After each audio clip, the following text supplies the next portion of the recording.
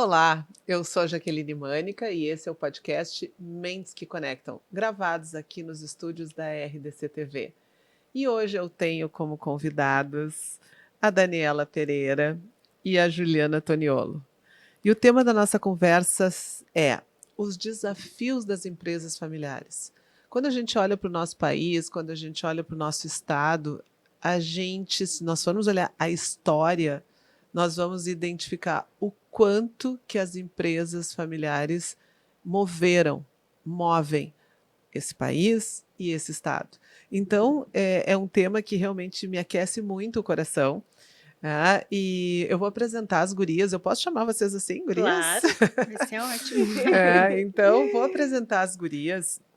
A Daniela. A Daniela Pereira, uma pessoa, vocês não têm noção a emoção que eu tô. Porque eu estava com muita saudades dela, mas eu vou me conter aqui, deixa eu me manter no formal, depois a gente se solta aqui. A Daniela Forgiarini Pereira, ela possui graduação em psicologia pela URGS, formação em dinâmica dos grupos pela SBDG, que é a Sociedade Brasileira de Dinâmica dos Grupos, mestrado em psicologia pela URGS e doutorado em planejamento de carreira pela URGS. Profissional com mais de 20 anos de experiência na área de planejamento de carreira. Docente em cursos de graduação e pós-graduação, na URGS, na PUC e na Unicinos. Implantou dezenas de programas de mentoria de protagonismo feminino em empresas do Brasil inteiro. Já desenvolveu centenas de lideranças femininas, ensinando-as a dosar o perfeccionismo, a driblar a síndrome da impostora e a treinar a autoconfiança. Eu chego a me arrepiar aqui. E realmente, essa é uma das questões que eu me orgulho aqui com esse programa, porque todas as pessoas que eu tenho convidado, elas são com muito coração, com muita emoção. E tudo que eu estou dizendo isso aqui, porque às vezes o papel aceita tudo, mas tudo que eu falei aqui da Daniela não é só, é realmente na íntegra. A Juliana, e aí a Dani, em alguns momentos vai sair a Dani, né? A Daniela foi a nossa grande conexão aqui, e eu acho que essa é uma outra questão que tu tem que colocar no teu currículo, que é uma grande habilidade, né, Dani, de promover conexões. Então, a Daniela me falou da Juliana, a Juliana Toniolo. A Juliana é uma executiva com mais de 15 anos de experiência, apaixonada por temas como transformação cultural, desenvolvimento humano, operações e marketing. Em sua carreira, teve a oportunidade de conduzir projetos estratégicos de operações, novos negócios, reposicionamento da marca, unificação de sites Fabris e transformação cultural. É sucessora e integrante da segunda geração da empresa familiar. Ocupa a posição de CEO da Viamar Automotive, passando anteriormente por áreas como operações, engenharia, marketing, recursos humanos, planejamento e financeiro. Graduada em Ciências Econômicas pela PUC do Rio Grande do Sul, pós-graduada em Gestão Industrial pela Fundação Getúlio Vargas de São Paulo, pós-graduada em Gestão Empresarial pela FGV de São Paulo e especialização em Entrepreneurship Entrepreneurship. Agora Empreendedorismo. empreendedorismo na Babson College da Boss. Isso? Em Boston, isso. Em Boston. Agora, gurias, agora a fala está com vocês, né? Agora eu vou me aliviar aqui, que eu fico sempre ansiosa nesse momento, e de passar a palavra para vocês. E a ideia é que vocês possam contar um pouquinho da trajetória de vocês, porque aqui a gente tem toda essa formação, tem toda a questão realmente curricular, mas quem são essas mulheres incríveis que estão aqui? E aí? Começa comigo, Ju. Com certeza, a professora começa, né? Quem treinou as mulheres incríveis tem a vez. Eu tô aqui muito emocionada também, porque a PUC me deu um presente, que foi a nossa amizade. Eu me formei pela URGS e desde o início eu sempre gostei de psicologia organizacional. Daí um dia, durante a faculdade, eu assisti a palestra da Cláudia Tondo.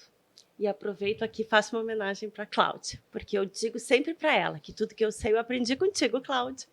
E ela diz, não, tu avançou muito mais. Eu digo, não.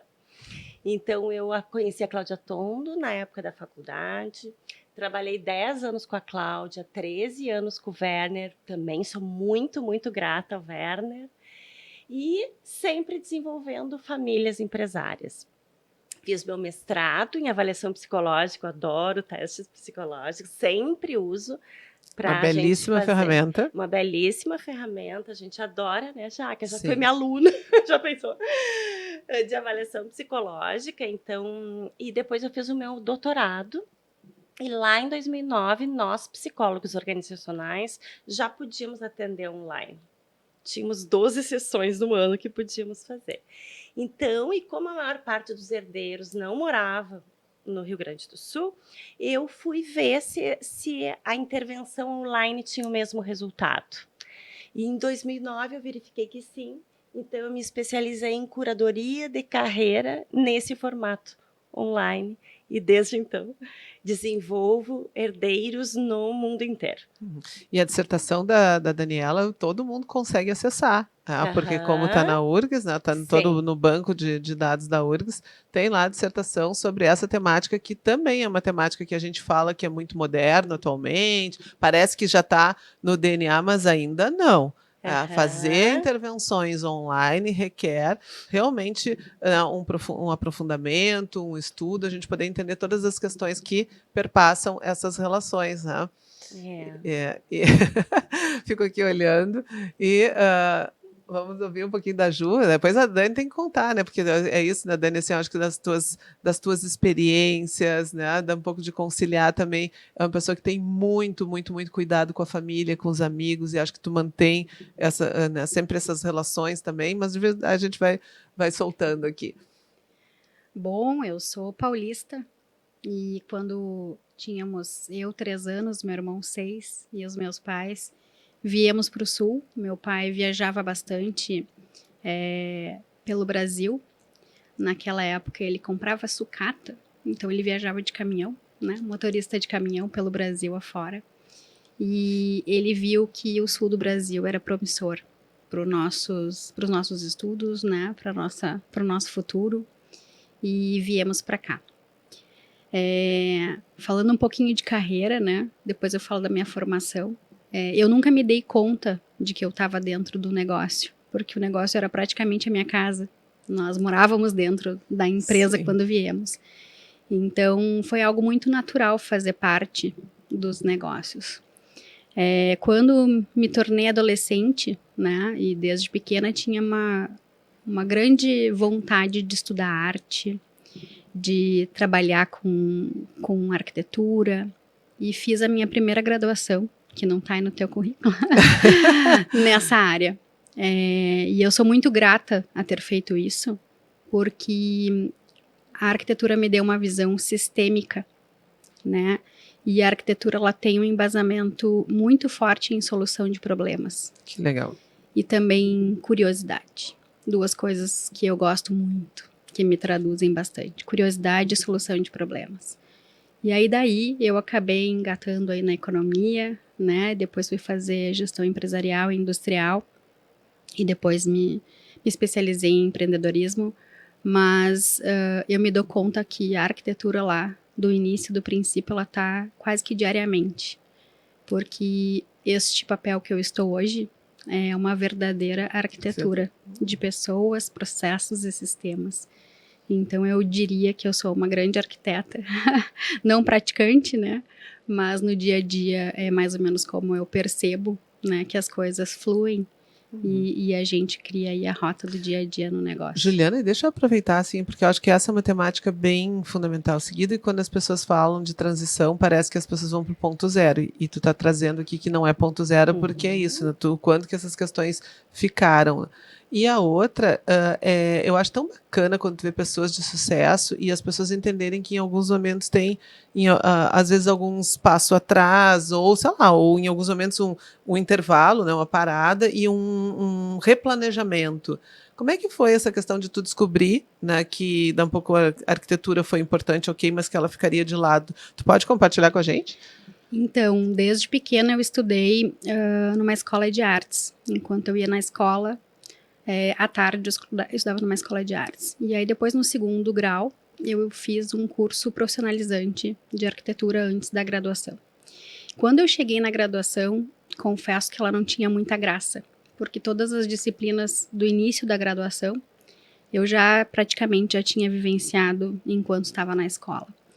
E aí aquilo foi me desmotivando, né? E aí eu tenho uma pessoa a qual eu recorro sempre que eu tenho grandes dúvidas, que é o meu pai. E normalmente ele tem uma solução. E aí numa dessas conversas ele disse assim, sabe, um dia os nossos negócios vão precisar, porque o mundo vai se globalizar, e a gente vai precisar de comércio internacional. Quem sabe você não estuda isso, né, para complementar. E aí eu estava no meio da arquitetura, aquela função toda, faltavam alguns semestres para finalizar. E eu disse, bom, vou fazer vestibular tudo de novo, né? Obviamente eu não passei, porque eu não estudei o suficiente para aquilo, e como era o primeiro ano de comércio exterior para os concursos de vestibular, era muita procura, né? E aí, quando eu não passei, eu fiquei pensando, o que eu vou fazer agora?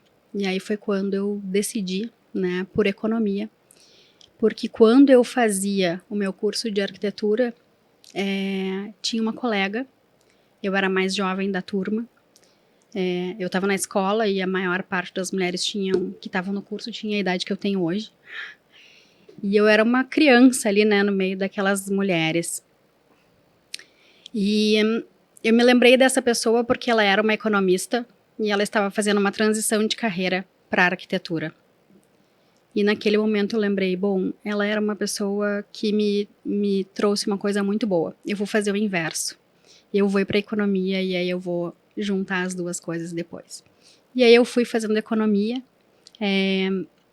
mas aquela proposta do meu pai de que no futuro os negócios iriam precisar disso mexeu com o meu coração, né?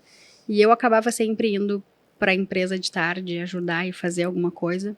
E foi uma conexão natural, né? Depois acho que posso contar um pouquinho mais de como meu pai sempre lidou com isso, porque além de ser um visionário para um negócio, eu acho que ele é um visionário de vida, ele enxerga muitos anos à frente. E ele sempre tratou isso, tanto de carreira quanto de escolhas, para mim e para o meu irmão, de maneira muito natural. Ele fala uma frase desde que a gente é pequeno, que é: donos vocês já são.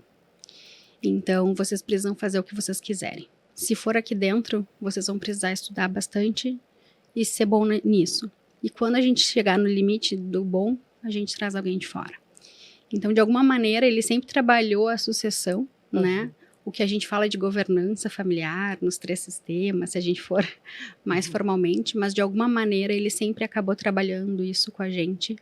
E aí daí a gente foi se conectando, né, com gosto, não por obrigação, e querendo ficar e estar. Esse é um ponto que eu acho que é bem importante, porque quando tu tá falando, eu tô aqui olhando, assim, encantada para ti.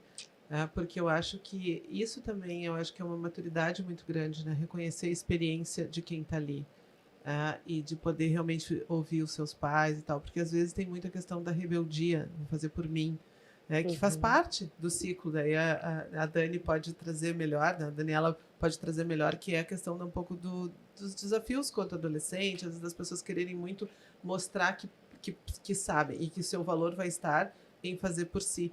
Então, que bacana te ouvir, né, e te ouvir assim, essa relação. E a outra coisa que é lindo de ver é porque a gente percebe quando a fala está sendo do coração.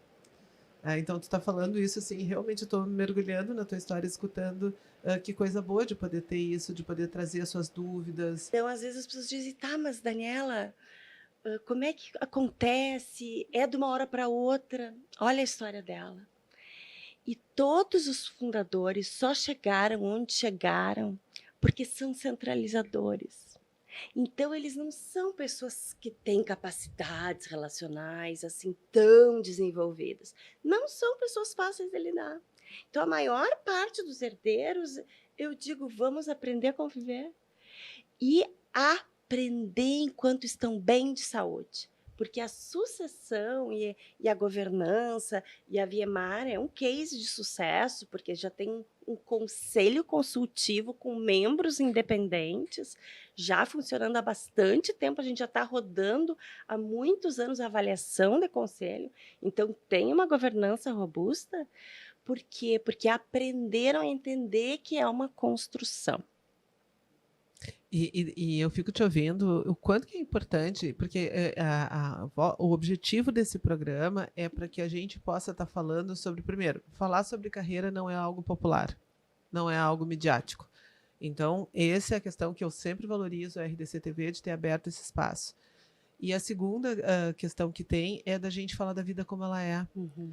Porque uma coisa é a gente estar olhando conceitos, ou às vezes na própria questão do livro, que é importante os fundamentos, mas fica de uma forma congeladinha. E aqui a gente está falando da vida como ela é. Então, quando tu está trazendo isso, Daniela, do quanto que as pessoas são pessoas reais, são pessoas que viveram um outro tempo. Porque se a gente tem aqui, né, o teu tempo de vida, quantos anos a Viemar tem de existência mesmo? A Viemar, 27. 27 anos. O teu pai veio para o Rio Grande do Sul como já uma oportunidade de ver toda uma perspectiva. Ou seja, ele já tinha uma história. Eram outros tempos. Eram outros referenciais. E aí, às vezes, parece que se esquece desse passado. E se coloca realmente como se um grande evento, como se fosse fácil largar. Sabe que eu faço um exercício às vezes com as pessoas, né, que é quando eu falo sobre questão de delegação, que eu pego uma caneta e com uma ponta, essas canetas de quadro magnético, quadro branco, e aí eu pego e digo assim para as pessoas, às vezes, o que acontece? As pessoas assim, eu vou delegar. Então ela pega e larga a caneta, e a pessoa fica lá tentando pegar. Aí tem aquelas pessoas que dizem, vamos pegar, porque realmente não é fácil esse processo de largar a caneta. Até que tem um momento que eu brinco, bom, vamos lá, tu puxa, e aí tu vai ficar com a tampinha, eu vou ficar com o processo. Porque a gente também precisa combinar algumas coisas com quem que fica. O que fica realmente ainda fica nessa diretoria, ou fica com a presidência, ou o que fica no conselho, o que fica... Mas é uma caminhada, não é do dia para a noite que se faz. E aí, então, acho que a gente pode engatar, né, gurias, de vocês falarem, de poderem trazer as situações, das experiências de vocês, porque a Viemar é uma empresa que está dando certo toda essa caminhada. Que pela visão do teu pai, soube realmente pedir ajuda, soube, né, fazer todo um processo, e que a gente sabe que muitas empresas, porque uma frase que se tem muito comum é que, mas isso é para as empresas grandes, isso não são para as pequenas. E esse é meu lema, a gestão sempre tem que ser grande, independente do porte da empresa. Então eu queria que vocês pudessem trazer mais, gurias, sobre esses desafios, os desafios da empresa familiar.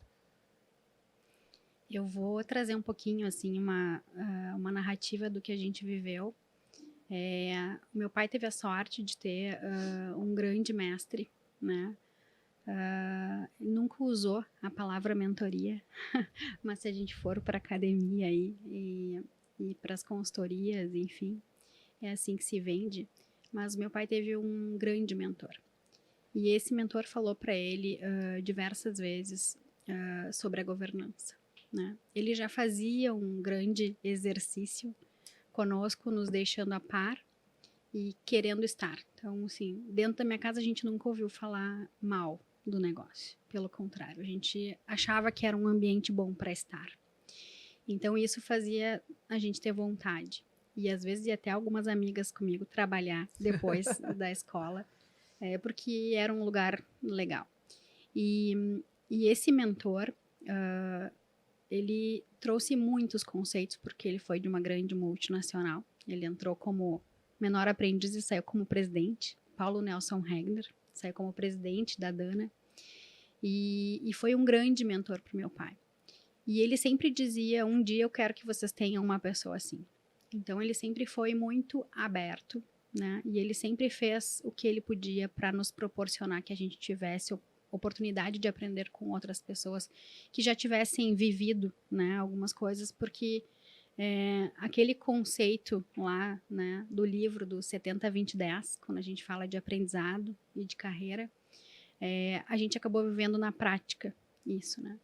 Eu tive a oportunidade de passar por toda a empresa. E eu tinha uma crise existencial, né, uma síndrome da impostora que eu desconhecia, e eu perguntava para meu pai assim, mas qual é o cargo? Aonde você quer que eu esteja? O que você quer que eu faça? E ele olhava para mim assim, aonde o problema estiver, onde eu quero que você esteja. E aquilo era muito vago para mim, né? E hoje, né, nesse papel e com 700 funcionários, eu vejo ainda o quanto a gente tem uma dúvida com relação ao que é carreira, né? a gente faz uma graduação e a gente entende que a gente tem que trabalhar com aquilo para sempre, né? E às vezes a gente nem se dispõe ou se permite a conhecer outros ambientes da organização, porque eu não estudei aquilo. E sem entender, eu acabei passando por diversos lugares que eu não fazia a mínima ideia de como funcionava. Então, os 70% eu aprendi fazendo. E talvez essa é uma máxima que eu acredito ser a maior delas quando a gente fala em carreira. Quando a gente se dispõe a fazer, a gente aprende, né? E aí a gente aprende com outras pessoas, e aí um valor bem menor a gente aprende talvez numa graduação, né? Mas colocar aquilo em prática está muito mais ligado a gente ter a oportunidade e a experiência para poder vivenciar e aprender com alguém.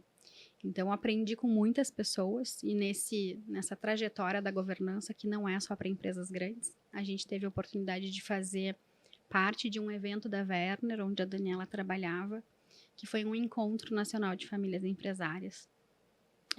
E aí, naquele momento, ele disse assim, eu não sei se a gente precisa contratar uma consultoria, porque eu acho que daí é muito pra gente, mas vamos no evento. E aí, teve um momento no evento em que o Werner, né, tinha uma metodologia onde ele separava fundadores e herdeiros. Então, todos os fundadores entravam em uma sala com o Werner e todos os herdeiros com a Daniela em outra sala. E nós, ainda sem entender muito bem tudo aquilo, fomos todos para a sala dos fundadores, porque como a gente nasceu dentro do negócio, a gente não se denominou herdeiro, a gente não entendeu o negócio, né? Sucessor, a gente foi todo mundo pro fundador. E ele olhou para nós assim, eu acho que vocês não têm idade de fundador, assim, olhando para vocês, né? Eu acho que vocês estão na outra salinha. Aí a gente foi para outra salinha e a gente conheceu a Daniela. E muitas pessoas contando um pouco do trabalho da Daniela, que eram herdeiros que já faziam parte do ecossistema, da consultoria. Alguns até dizendo assim, mas ela é muito carrasca, ela cobra, ela dá um monte de coisa. Ela é. Assim, no início eu odiava a Daniela. E aí eu saí daquele lugar assim, nossa, eu quero conhecer a Daniela, né? Se a gente não contratou a consultoria, eu queria só fazer um trabalho com essa tal dessa Daniela, né? E graças a Deus, né, a gente saiu desse evento, meu pai, dizendo assim, isso é para nós e é agora. E vocês já deviam ter feito isso há muito tempo. Então, assim, a gente já está atrasado, né? E aí a gente começou todo esse processo. E nesse momento eu passei por uma transição bem importante de carreira, porque eu acabei saindo do executivo, né? E ficando na coordenação da governança, mas não ligada ao dia a dia da empresa. E aí foi nesse momento que eu conheci de pertinho a Daniela. E aí parece engraçado, a gente estava falando aqui de sucessão. A Dani diz que é um processo, não é do dia para a noite, não acontece em 2 anos. Eu trabalhei desde pequena, né? Primeiro eu brincava, depois eu comecei a aprender a trabalhar, mas eu nunca tinha claro que eu era sucessora, né? Eu sabia que eu era filha do dono da empresa e a gente trabalhava para fazer o patrimônio da família continuar. E muito engraçado, porque naquele momento em que eu tomei a decisão de sair do executivo, justamente porque eu entendia que meu pai era muito novo e que talvez eu estivesse diminuindo o espaço dele, e ele ainda queria muito espaço, eu achei que era mais saudável para nós dois e para ele ter o espaço dele, que eu já tinha percorrido muitos lugares, eu estava chegando muito perto dele, eu saí. Do executivo, e aí a gente começou a acelerar, né, a implantação da governança e eu coordenei isso. E naquele momento a gente tinha uma reunião onde eu teria que apresentar o plano de carreira, então, para os meus pais, o que eu pretendia fazer, além de coordenar a governança, para o meu aprendizado, né, lateral, vamos dizer assim, ao dia a dia da empresa. E para minha grande surpresa, eu não sabia como funcionava, mas a consultoria faz uma pergunta primeiro ao fundador, perguntando quais são as expectativas do fundador. E aí, naquele momento, meu pai disse assim, bom, as minhas expectativas eu quero formalizar que a Juliana é a minha sucessora e eu quero que vocês preparem ela nos próximos 5 anos para ela poder assumir. Naquele momento, eu fiquei muito chocada, porque eu jamais esperava ouvir aquilo, não porque eu não me imaginava, ou ele não me imaginava, mas porque eu vivi tão naturalmente aquilo tudo que naquele momento eu não estava esperando aquilo, né? Eu tinha tomado uma decisão de estar fora do dia a dia. Então, quando eu ouvi aquilo, eu entendi assim, bom, realmente é um processo, né? É um processo de entender a finitude de entender que mesmo não sabendo tudo, tem alguém que eu escolhi que faria, né, mais próximo ao jeito que eu faço, e era isso que ele falava, assim. Você vai fazer muito perto de como eu faço. Não o que eu faço, mas o jeito como eu faço, eu tenho certeza que você vai fazer muito perto. Mas eu não esperava aquilo, assim. E aí eu fui para casa, confesso, com o coração, assim, muito, muito nervoso. Porque eu tinha me desconectado do dia a dia e tinha recebido a informação de que eu era sucessora. Então eu senti assim, como que eu vou ser sucessora se eu tô longe, se eu não tô vendo o que tá acontecendo, como vai ser isso? Então, assim, realmente é um processo, né? Não é do dia pra noite, apesar de ser muito natural da gente estar ali todos os dias. Várias pessoas me dizem, mas tu é sucessora do teu pai? E eu dizia, não sei, né? Eu acho que isso vai demorar muito e eu acho que quando for vai ser alguém de mercado um homem de mercado que ele vai contratar. Mas, de fato, assim, eu acho que os dois precisam estar preparados. Naquele momento eu não estava, porque não era uma coisa que eu estava esperando, né? Não preparada em carreira, mas eu não estava preparada para o momento. Mas eu acho que aquele momento era o momento que ele entendeu que ele tinha que se preparar. E aí foi quando ele pediu me dar 5 anos para que eu possa me preparar.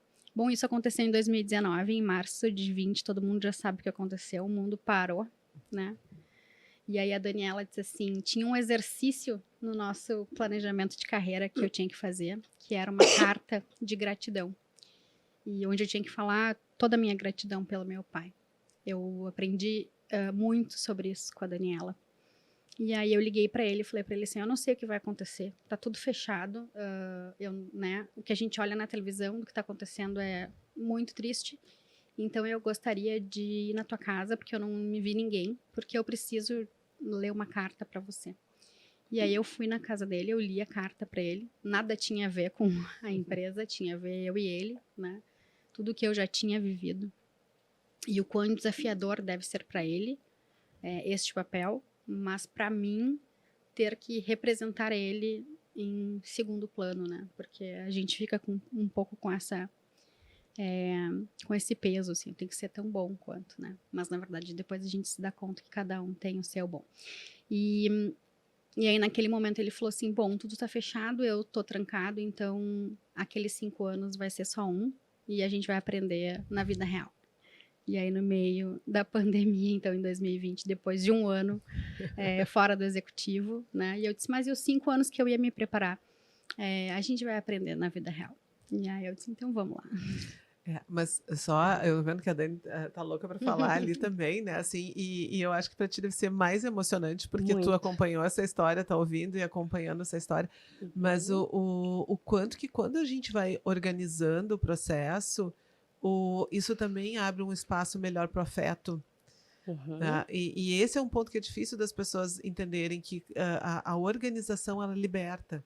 A gente ter esses referenciais, claro que acontece situações como essa, não tem como controlar tudo. A vida ela é realmente um grande ponto de interrogação, mas querendo ou não já existia um preparo, existia uma linha e já tinha um trabalho. Claro. E transformar expectativas em combinações.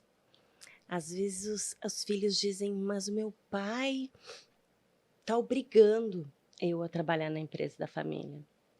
E foi assim que há alguns anos eu criei essa técnica que eu chamo de reunião de carreira, pais e filhos. Porque um dia eu estava em São Paulo com essa família empresária, o filho dizia, eu tenho certeza que meu pai quer que eu seja o CEO, e eu já tinha escutado o pai com um discurso diferente. Daí eu pergunto qual é a expectativa que o senhor tem em relação à carreira do fulaninho e qual a expectativa que, né, o fulaninho ou a fulaninha tem em relação à tua carreira. E esse pai disse assim, eu só quero que ele seja feliz. Eu sou feliz aqui nessa empresa. Se ele puder ser feliz nessa empresa, que bom, mas eu só quero que ele seja feliz. E invariavelmente eu já devo ter feito centenas de reuniões depois. E é sempre essa a resposta. Porque o sócio não nasce pronto. Então, de qualquer forma, a gente tem que desenvolver o herdeiro.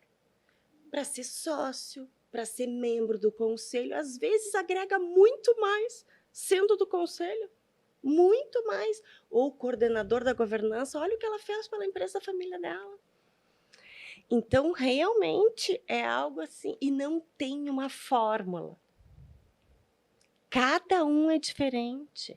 E o bacana desse ecossistema, que eu, né, tenho o maior carinho de coordenar, é que um apoia o outro. Então, quantas vezes foi a Juliana a mentora? Sim. De outras herdeiras, outros herdeiros que estavam com esses mesmos dilemas. E que é tão solitário que eles pensam que são os únicos que estão passando por isso. E às vezes eu digo, vamos conversar com a Juliana. Ou a Juliana conversando com a Cris, que veio aqui da Invés, né? Sim, a Cris que participou do nosso segundo episódio. Isso! Daí Eu conheci a Cris exatamente nesse momento que eu estava saindo do executivo e eu disse, bom, agora eu vou empreender para aprender outras, né, habilidades, outros comportamentos. E eu conheci a Cris porque ela estava fazendo exatamente essa transição de carreira. Então, assim, foi uma pessoa bem importante aí nesse momento. Que legal. E hoje, inclusive, a gente montou o Conselho Consultivo da Invés. Então, a Invés está em governança. Eu tenho empresas muito menores, inclusive que a Invés, que tem conselhos. E que estão faturando muito mais, se organizando muito mais, tendo melhores relações familiares. Porque colocaram alguns conceitos de governança. Não precisa implantar todos. Então, quando eu dou palestra, que nem agora eu estou com 6 empresas do agronegócio, a maior parte delas se achando pequenas. E eu digo, o que acontece com o agronegócio que as empresas se acham pequenas? E elas são enormes. Então, o Bandura já dizia, né, que as nações que crescem mais são as que têm maior sentimento de autoeficácia. A governança aumenta o sentimento de autoeficácia. O planejamento de carreira aumenta a autoconfiança. Todas nós temos síndrome da impostora. Todas nós. Eu trabalho com isso há 25 anos. E esses dias eu tinha que desenvolver 2.500 mulheres da JBS e tive um pesadelo. Que eu não tinha feito a disciplina de matemática da psicologia. Eu pensava, e nem tem a disciplina. Eu pensava, só uma fraude. Eu não podia nem atender, eu não podia ter feito nem mestrado, nem doutorado. Então, eu acordo rindo e contando.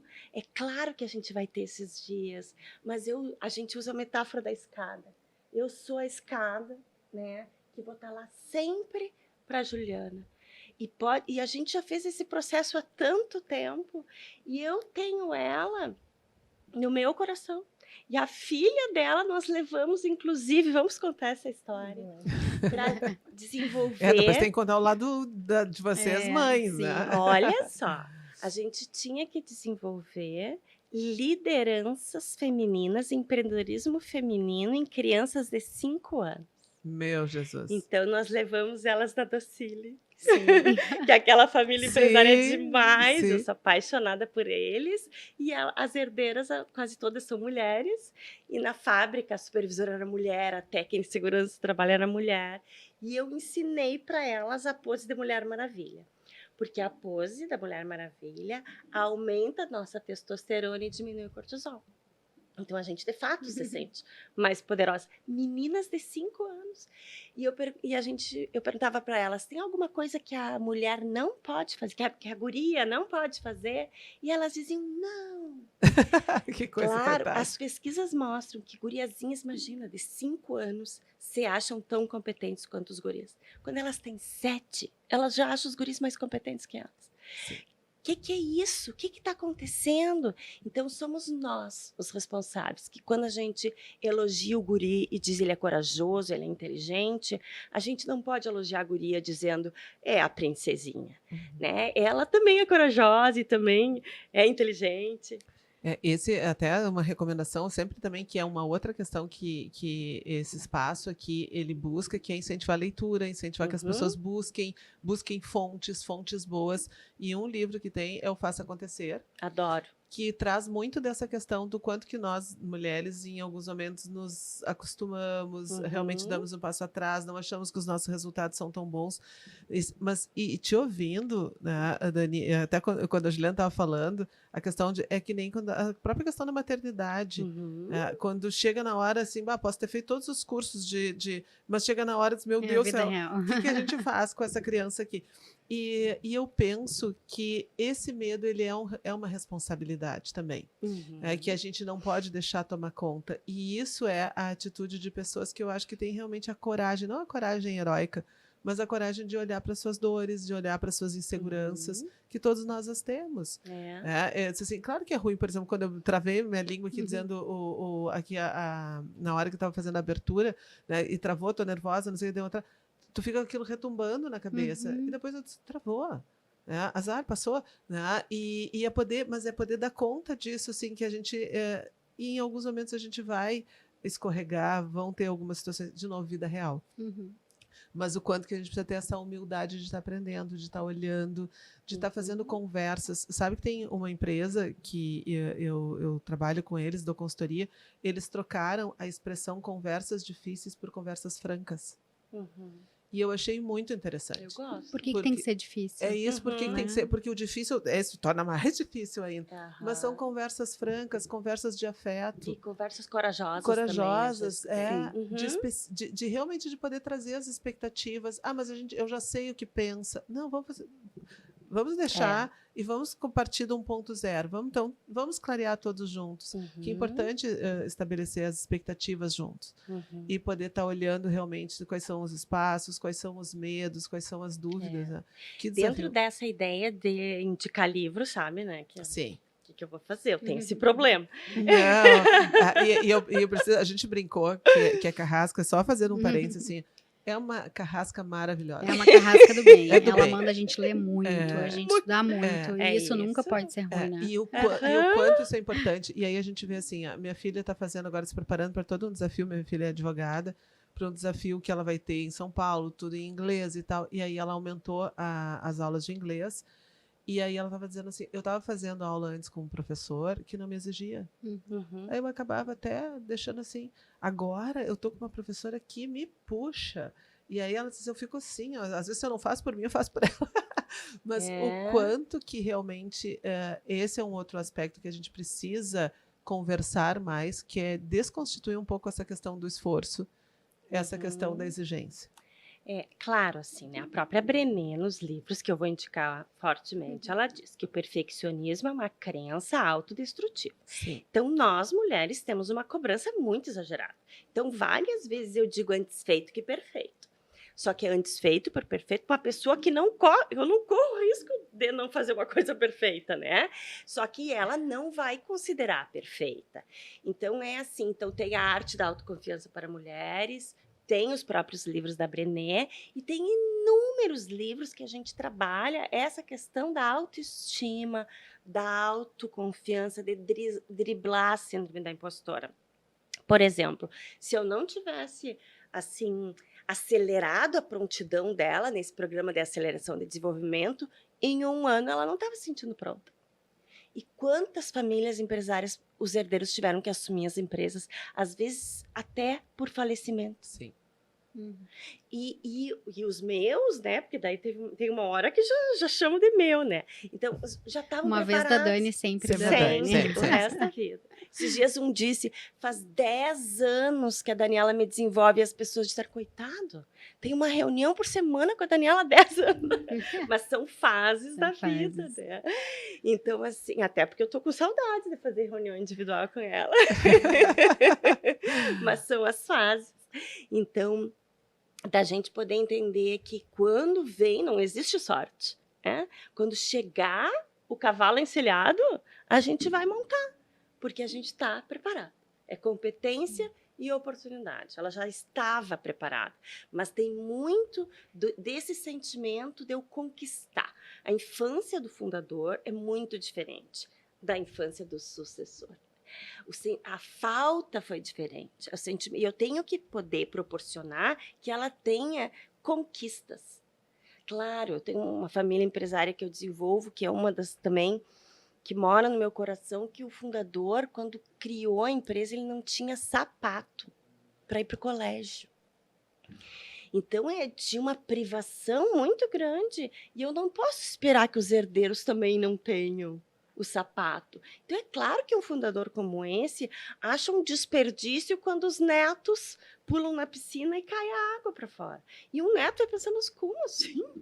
Então, é isso de olhar com os olhos de quem teve uma história de privação. Olha que bonito ela fazer esse exercício carinhoso de resgatar a história do pai. Isso é uma das questões bem importantes da governança. Resgatar a história da família, fazer o avô contar para os netos, a avó contar para os netos como é que foi. Para a gente, ou por exemplo, dizer assim, na minha idade, então assim, com 20, com 10 anos, esses dias, uma família empresária que eu desenvolvo, eu disse, o que vocês querem perguntar para os avós? E eles, um gurizinho de 9 anos disse assim, eu quero perguntar, qual é o seu talento, vô? E o vô olhou para ele e não sabia nem o que responder. Então, assim, de poder... hoje eu uso aquela expressão da zona de brilhantismo. Todos temos. O que faz com que a gente seja forte? Vamos focar nas nossas forças, porque senão a gente nunca vai ser bom se a gente não focar nas forças. Então, é isso que a gente... É um processo também de educação de carreira. Da Sim. gente entender, inclusive, que as competências são transferíveis. E que ela veio treinando essa musculatura para poder conquistar esse papel de CEO. É. E esse é um ponto, porque isso também é uma mudança de cultura, porque para as pessoas que são pessoas que viveram uma outra geração, o foco sempre foi no que falta. Tanto que as avaliações de desempenho das empresas quase todas são olhando os gaps, olhando o que falta. Isso. E não olhando realmente a potência. Então, isso é uma nova... E aí a gente precisa... Como é que a gente trabalha para que a pessoa possa entender que ao trabalhar a força, ela não está deixando as pessoas numa zona de conforto, numa zona de acomodação, mas o diálogo que compreende. E esse trabalho de governança, esse trabalho das gerações conversarem, de se falar sobre a construção, o quanto que isso é importante e o quanto isso vai ajudar a formar jovens mais responsáveis. Sem dúvida. Porque hoje parece que em alguns momentos parece que simplesmente a história ficou. E não, a gente precisa resgatar o valor da história. Precisa resgatar os feitos, porque as coisas como estão agora, claro que a velocidade de tudo é muito mais rápida, né? Vocês trouxeram elementos de algumas coisas que eu gostaria muito de trazer aqui e que vai ficar a deixa perfeita, né? A Dani falou um pouco sobre talentos, né? Naquilo que a gente é bom. Tu trouxe uma questão cultural. Falando de cultura, eu acho que teve um ponto muito importante que o meu pai nunca, apesar de ser centralizador, porque todo fundador ele nunca foi machista. Então, ele me deu coisas de todos os níveis, de tudo para fazer, né? Eu me lembro quando a gente... saiu um diretor de fábrica e ele já estava conosco há 11 anos, então assim, a fábrica era praticamente ele, né? Ele tocava o bumbo, empresa familiar pequena, não é uma empresa em processo, é uma empresa muito mais de pessoas, fundadores confiam em pessoas e não em processos. E quando aquela pessoa saiu, a gente teve alguma dificuldade, a gente colocou 3 executivos e a gente não conseguia fazer a fábrica rodar. E numa dessas, era fevereiro, meu pai estava de férias, uma das primeiras vezes que ele se permitiu tirar férias, porque ele nunca saía. Ele estava de férias e o terceiro executivo foi embora. Eu liguei para ele e ele disse assim, assume aí, quando eu voltar a gente conversa. Aí a gente faz o processo seletivo. Aí ele viajou ainda mais uns 25 dias. Quando ele voltou, eu falei, e agora? Que a gente já tentou 3 pessoas. Que tipo de perfil, o que a gente quer? Eu acho que a gente vai ter que se debruçar muito nisso para tentar achar a pessoa certa. E ele falou assim, não, nós não vamos fazer processo seletivo.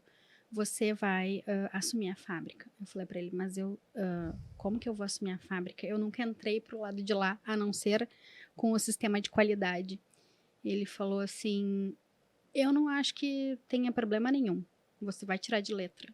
E eu fui embora com aquilo assim, como é que eu vou gerenciar uma fábrica, né? Quero eu conhecer, falei assim, mas se ele disse assim. que vai dar, eu confio nele, então vamos lá. E foi um processo, assim, fantástico, porque é aquilo do aprender fazendo, né? Os conceitos do que ele entendia que era uma fábrica, como ela devia funcionar, eu tinha desde criança junto com ele. Então, aprender a questão da disciplina da fábrica foi a parte mais fácil.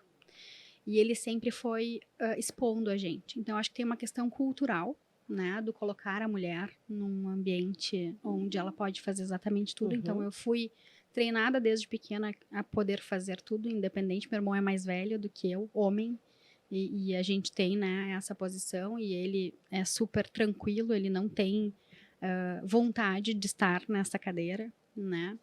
E a gente E ele é brilhante na área dele. E a gente tem, assim, uma complementariedade sensacional. E então acho que tem uma questão cultural de casa, né? De como a gente vem criando as meninas e os meninos, né? Com relação a tudo isso. O que pode, o que não pode, quem pode ou quem não pode. Mas a Dani falou também em talento, e eu só vou trazer isso aqui porque para mim foi um divisor de águas muito importante. Eu fiz um coaching baseado em pontos fortes, em talento. E eu tinha uma coisa comigo, por mais que meu pai faça tudo isso, né? Nós somos diferentes, nós somos muito parecidos no jeito de fazer, mas nós também somos diferentes porque somos pessoas diferentes. E, obviamente, as minhas habilidades são diferentes das dele. Eu sorrio bastante, né? E muitos consultores que passaram pela empresa falaram para mim assim, diminui o sorriso, mostra menos os teus dentes. Assim todo mundo vai perceber que tu é ingênua, né? E que tu é facilmente enrolado. E aquilo era tão difícil porque eu não podia ser eu, né? Quando eu fiz o meu teste de talentos, o meu primeiro talento é carisma. Imagina como foi para mim a ambiguidade de ser uma coisa que eu não podia ser. Então eu não vou poder estar nesse lugar. Porque para esse lugar eu tenho que mostrar menos os dentes, os meus talentos não servem para cá. E isso foi uma coisa que me trouxe quando eu defini sair do executivo, né? E eu disse, não, eu vou ficar na governança porque lá não tem problema eu ser quem eu sou. Aqui eu não posso ser exatamente quem eu sou, uma empresa, uma metalúrgica, masculino, mercado automotivo. Então, assim, não combina o meu sorriso, o meu jeito de ser aqui. E quando eu fiz esse coaching, eu descobri que, na verdade, era exatamente isso para o momento da empresa que era necessário. Era exatamente a minha habilidade. E eu só vou complementar porque tem um livro da Brené que é A Coragem de Ser Quem Se É, que fala exatamente sobre isso.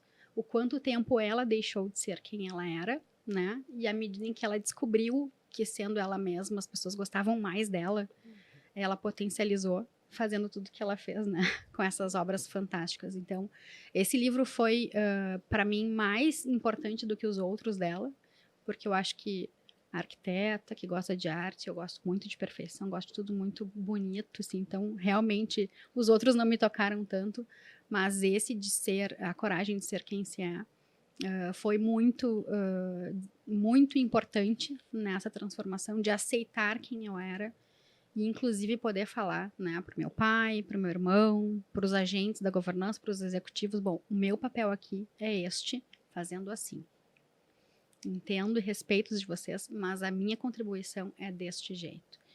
Então, eu trago um elemento diferente para uma empresa bastante masculina, uma metalurgia, fábrica, manufatura, eu trago um outro viés, né? E eu acho que isso tem dado muito certo. Mas porque eu, em algum momento, descobri que era melhor eu ser eu mesmo do que tentar ser outra coisa para me encaixar num sistema, né, que eu estava. Eu acho que esse é o grande ponto. Mas, Dani, nós estamos infelizmente, está acabando. Já vieram me falar que eu não consegui nem dizer que nos 10 minutos o pessoal avisou, mas nós realmente estamos encerrando. Mas eu queria, Dani, que tu pudesse deixar aí um conselho, uma dica final. Tem uma bem importante. Uma vez eu estava com uma família empresária que o CEO chorava muito. Ele dizia, meu pai nunca me falou que ele gosta do meu trabalho. E o senhor, de 80 anos, me elogiava, só que longe do filho. E eu perguntei, senhor, por que o senhor não fala isso na frente do fulaninho? E ele disse, se elogiar, estraga. E a minha contribuição hoje é dizer, elogiar não estraga. e digam para os seus filhos por que vocês têm orgulho deles. Eu tenho orgulho de ti por isso e por aquilo outro. Isso vai fazer muita diferença nas famílias empresárias. Me emocionei aqui e eu preciso dizer que eu tenho orgulho de ti, Dani. Eu também de ti, minha amiga querida. É um orgulho muito grande, assim, né? Muito bacana. E agora, conhecendo, assim, em vários momentos eu estava aqui, assim, olhando para a Juliana, disse que coisa bacana, né? Duas mulheres tão com essa coragem de ser quem são. Tá? Então, muito obrigada. Obrigada pela generosidade de você. Eu sei que as agendas de vocês são bem difíceis. E uma conversa muito, muito, muito bacana. E a gente vai ter que encerrar por aqui, né? Não tenho ficado assim com essa sensação de quero mais. Obrigada, gurias. A gente que agradece a oportunidade. Muito bom. Então, esse foi o Mentes que Conectam comigo, Jaqueline Mânica, e que trouxe o tema Os Desafios da Empresa Familiar, das Empresas Familiares, com as convidadas Daniela Pereira e Juliana Toniolo, em parceria aqui com a RDC TV. O podcast de hoje ele fica por aqui. Todos os demais episódios seguem gravados, eles estão lá no YouTube ou eles estão no RDC Play. Esse daqui também vai ficar gravado e contando com a tua audiência. Até o próximo.